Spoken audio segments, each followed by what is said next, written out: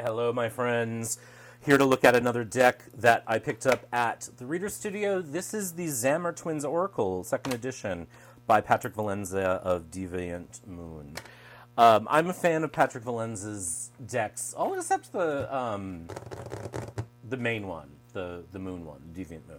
Don't like that deck, but I know it's a popular one for folks. I like his Oracle decks a lot. In part because they're kind of kitschy, in part because they're kind of like spookily fortune tellery, and in part just because they're very, very strange. And also, I said this when I went to purchase this deck from Patrick, that I really admire his storytelling as a writer. So you can find out all about the storytelling that goes along with this particular deck on the Deviant Moon website. And I believe there's a guidebook for this as well online. I thought I could... Oh, yeah, you can download the PDF and the history at the Deviant Moon website when you get the deck. I haven't done that yet, but and I will, but I just wanted to show you the cards first. And I think, in many ways you don't necessarily need the guidebook to start.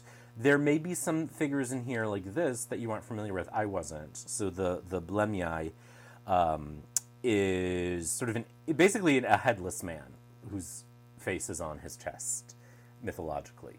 Now you can do I just looked up some of the ones that I didn't know, like Adelina here, and I just Googled them, and there's a whole Wikipedia page on this kind of myth, where you could probably glean meaning, or you could just say, what does it mean to be a man without a head and a face on his chest? So you could think that way.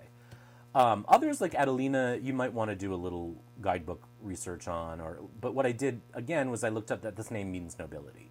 And so, there's that. So anyway, we're going to go through the cards just to show them to you, and then maybe I'll try a little demo reading. But I love it. It's so sort of deliciously weird. And it tickles that part of me. I love the back.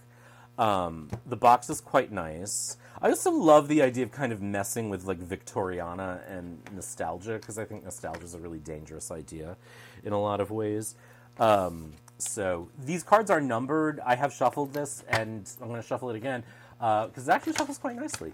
I decided not to put them back in order because you're not really going to know what the order is unless you have this already, and it's not going to matter.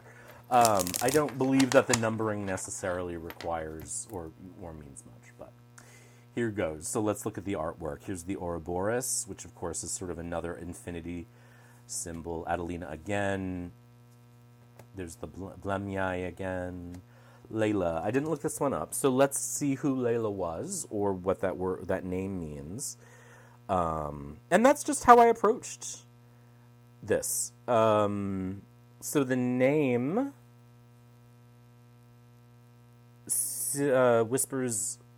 suggests whispers of hidden romance and moonlit ventures.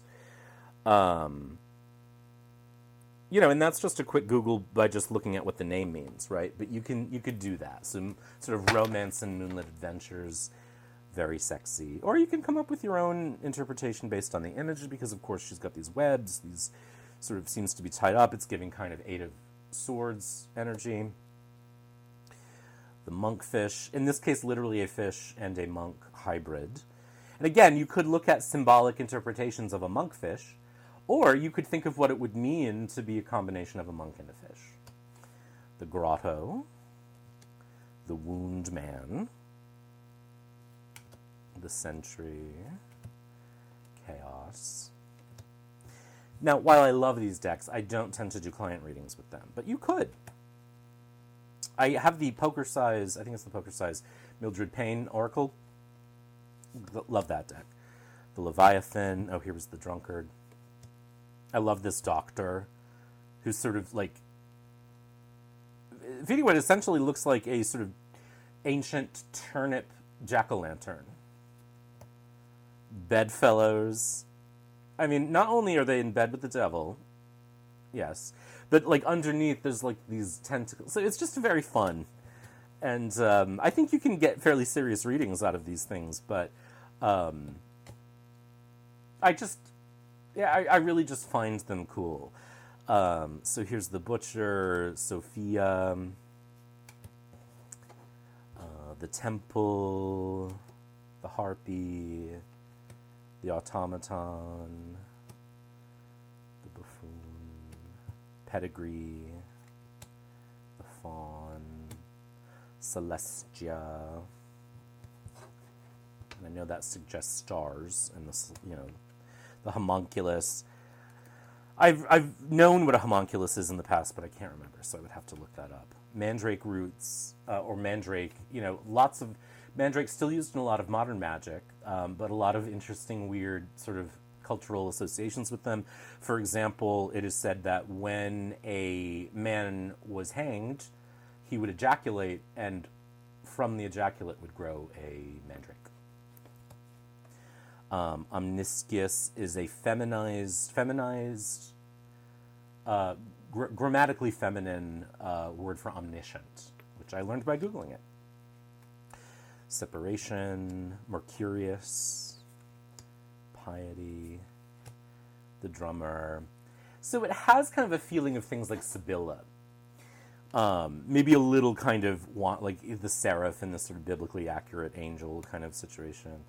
But it's very mythological, and then there's these little kind of like details of like this blood stain in the corner, which I just find so fun and amusing and cool. Here's the Count, no flesh, the glutton, redemption, the cauldron, the hag, the old devil, purgation.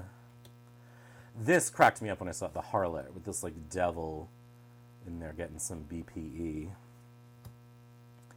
Utopia, domination, punishment was another one that cracked me up. The rebus and deliverance. So just sort of weird and funny, but let's see what happens if we pull a 9 card. This is a long deck, so I don't know if I'll be able to get it all in frame, but we'll find out. Cardstock's quite nice, I will say that.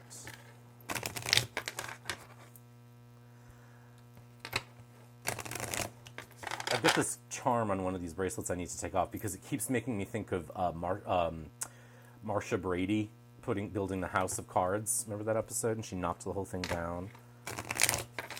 Devastating.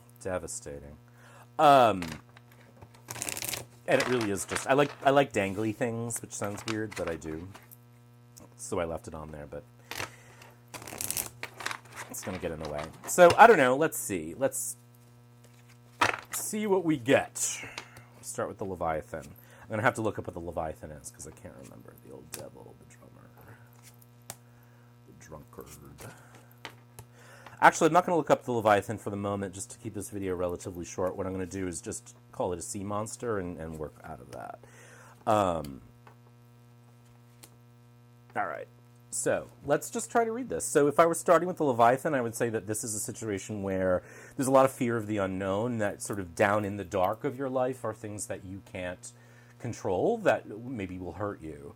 And the old devil may be agreeing. The old devil has a drummer next to him, and he's sort of saying, wake up, pay attention.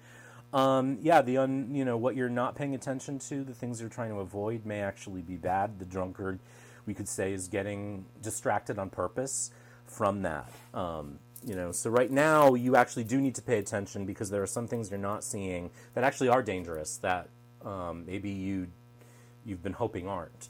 And it probably is your own perceptions because, again, the self-medicating here. Again, maybe this would be an offensive reading to some, but, that's the risk of doing something like this.